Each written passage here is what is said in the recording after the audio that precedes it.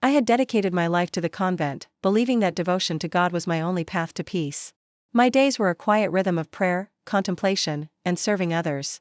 My life was orderly, predictable, and in many ways, safe. I had convinced myself that love, at least the kind that stirred the heart in dangerous ways, had no place in my existence.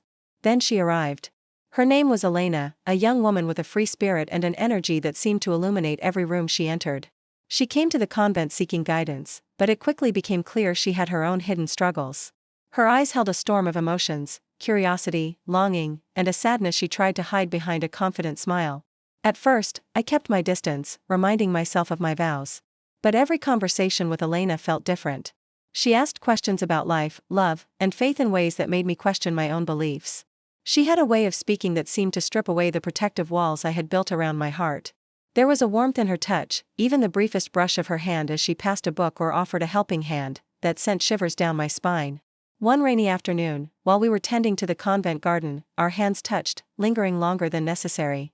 I felt an unfamiliar rush of emotions, desire, fear, and an undeniable pull toward her.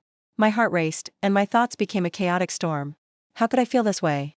I had devoted my life to God, yet here was a woman who stirred a longing I had never known. Elena noticed my hesitation. "It's okay to feel," she said softly, her voice breaking through the walls of my restraint. Her words were a gentle permission to embrace what I had tried to suppress. I found myself confiding in her, sharing thoughts and feelings that had been buried for years. Our bond deepened with every stolen glance and whispered secret. One evening, as the sun set and painted the chapel in golden light, our hands found each other again. This time, neither of us pulled away.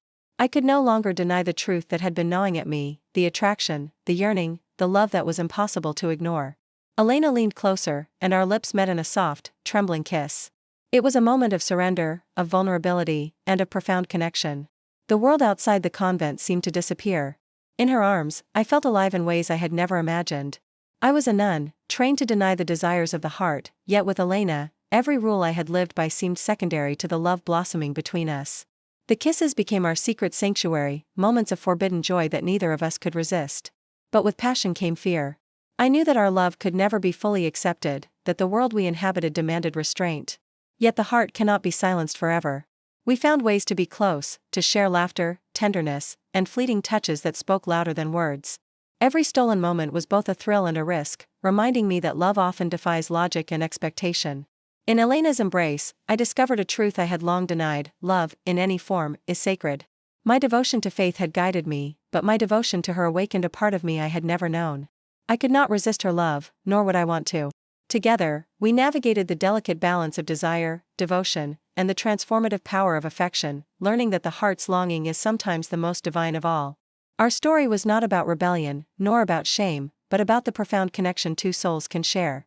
In Elena, I found not only passion but understanding, acceptance, and the courage to embrace a love that defied convention. The convent walls may have constrained my body, but my heart soared freely, carried by the undeniable force of her love.